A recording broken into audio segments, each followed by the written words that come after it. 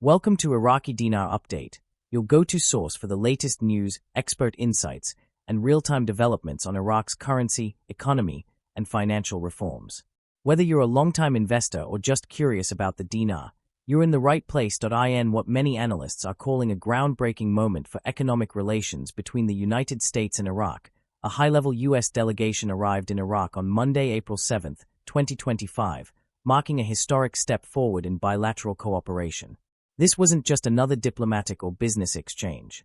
Rather, it represented the largest U.S. trade mission ever to visit the country, an event that signals a significant turning point in the relationship between Washington and Baghdad, especially in the economic domain.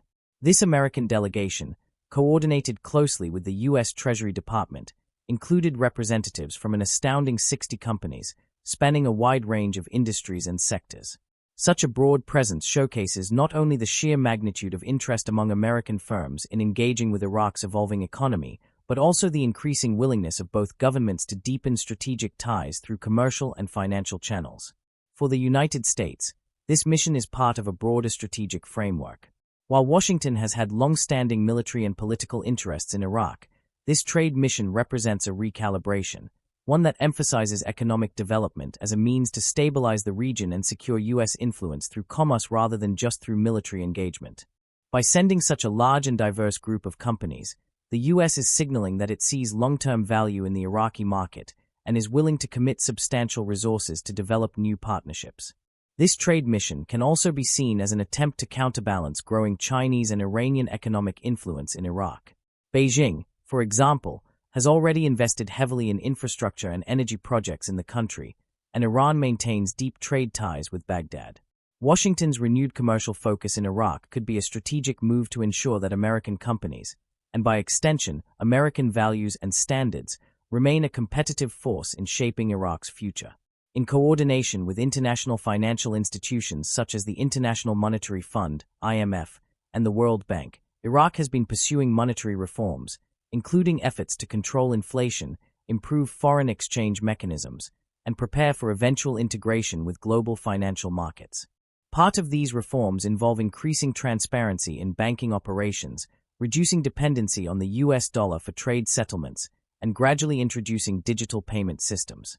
The presence of U.S. fintech and banking firms among the 60 visiting companies could indicate that Washington is encouraging American firms to take part in Iraq's financial transformation, particularly in areas like digital banking, cross-border payments, compliance systems. Another important aspect of this mission is the potential boost to job creation and entrepreneurship in Iraq. With youth unemployment still alarmingly high and public sector hiring constrained by budgetary limitations, Iraq needs to expand its private sector. The entry of U.S. companies could pave the way for new training programs, internships, and career opportunities for young Iraqis, many of whom are eager for change and eager to work in fields aligned with global standards. American investment can bring not only capital but also know-how, technology transfer, and management expertise, all of which are critical for building sustainable businesses and fostering innovation within Iraq. From the U.S. domestic standpoint, this trade mission is also politically significant.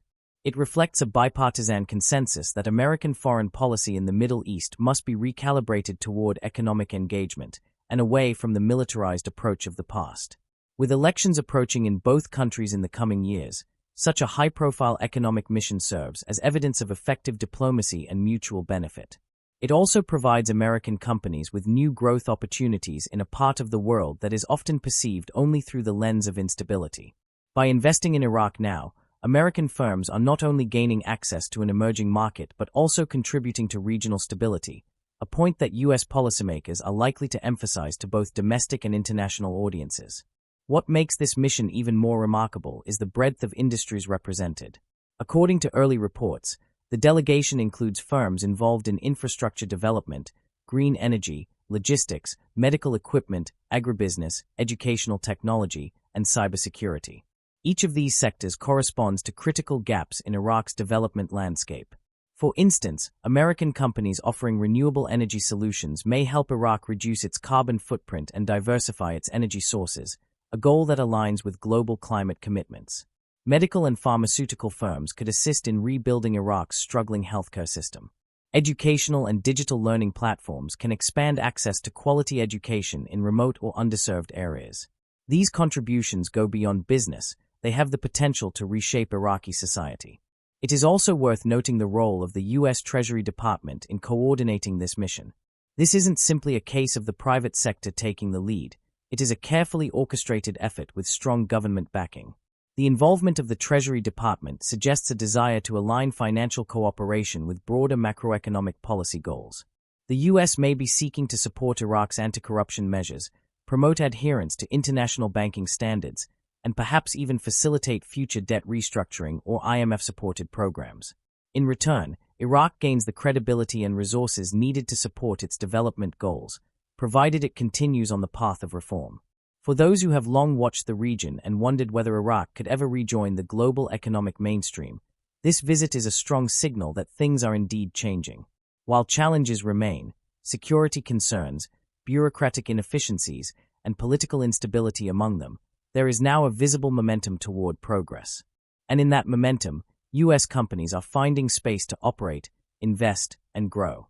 Whether this leads to a long-term, mutually beneficial partnership depends on continued commitment from both sides. But for now, it's clear that both Washington and Baghdad see massive potential, and they are acting on it. In summary, this historic trade delegation represents a bold new chapter in U.S.-Iraq relations. It is a sign of maturing diplomacy, emerging trust, and a shared vision for the future. The agreements signed during the visit are more than ink on paper. They are markers of a relationship that is becoming more sophisticated, more economically driven, and more strategic. As the world watches how these new partnerships unfold, one thing is certain: Iraq is no longer just a place of conflict and recovery. It is becoming a land of opportunity, and the United States wants to be part of that journey. Thanks for tuning into Iraqi Dinar Update. If you found this content helpful, be sure to like, subscribe, and hit the notification bell so you never miss a beat on Iraq's evolving financial landscape. Stay informed and stay ready.